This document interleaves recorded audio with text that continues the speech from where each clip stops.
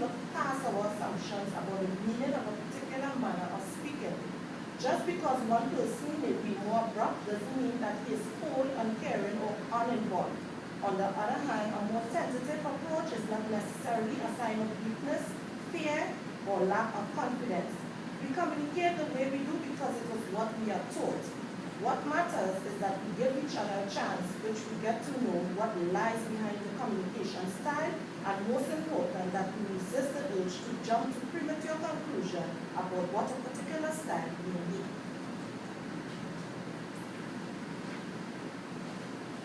Question 4. Do you agree that friendships are more fragile than dating relationships? Well, first of all, West and Turner says that a close relationship endures over time and it consists of interdependent patterns that have unique communication patterns. They are irreplaceable to each other and they satisfy each other's need of communication, of connection, social inclusion, and emotional attachment. Relationships are cultural performances, as relationships are defined by culture and social rules that surround them. Some performances that define a close relationship in the U.S. are public weddings, going on public outings together, sharing affectionate communication, or even owning a home. When it comes to agreeing that friendships are more fragile than dating relationships, I do not agree with that. In different cultures across the board, relationships are viewed differently. Some cultures are more romantic, showing their significant others with gifts. Some cultures are more demanding, and they expect their lovers to be submissive. Then there are cultures that don't expect too much of the other partner, they just enjoy being in a relationship together. But because everything is being westernized, and we notice that culture has very little influence in relationships these days. So we get a mixture of all different cultures making up what a relationship is defined as.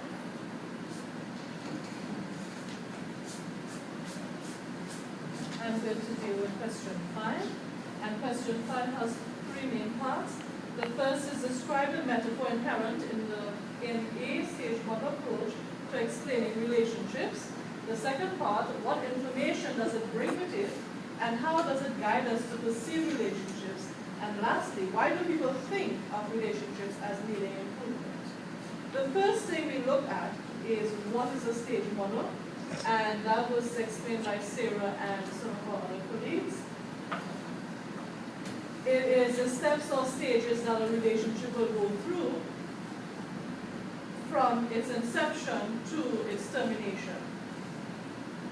I'm going to focus on Mark Knapp's 1978 relational stage model approach, and there are 2 main parts: the coming together of the relationship and the coming apart stages.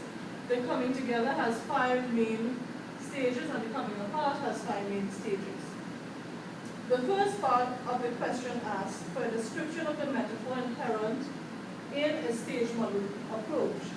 And so, from Mark Knapp's stage model, the inherent metaphor appears to be that cost and rewards are the motivating force for relational movement. And so, whether a relationship is coming together or it's coming apart is dependent on the value of the relationship at that particular point in time. Whatever the partners involved perceive as the cost or the rewards will determine where the relationship will go next. So this means that as the value of the relationship increases, cost will reduce. And the cost, as was mentioned earlier, are negative things in the relationship.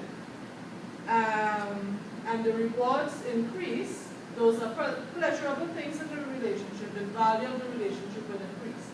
And likewise, the opposite is true. If the cost increases and the rewards decrease, then the value of the relationship will be deemed less.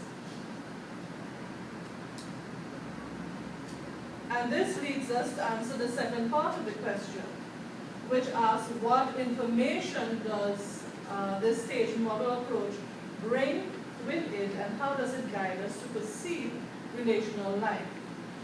Simply it tells us whether we're coming together or we're coming apart. All right?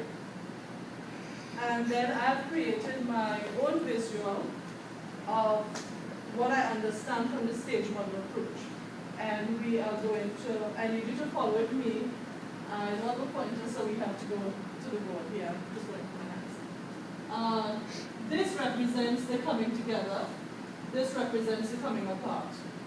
Notice that at either end of the coming together or coming apart, we are alone. But when we are together, we have we and us and all.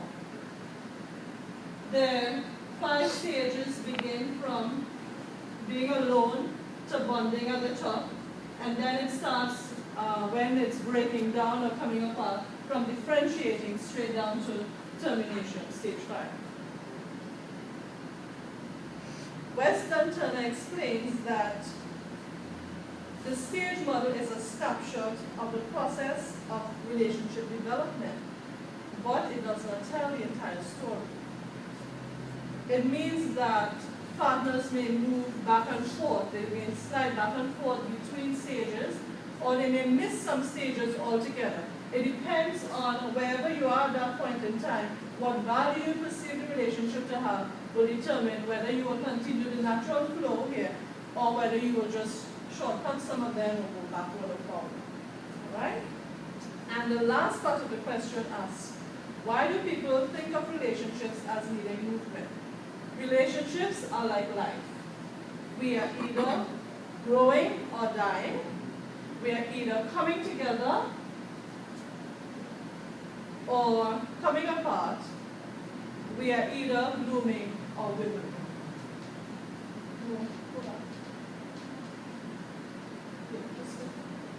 Yeah? It's not. All right. This shell was simply showing you the flower opening, as in blooming, and then withering and dying. All right? It was just a way of demonstrating visually what can happen with the relationship. Sorry, we have technical problems.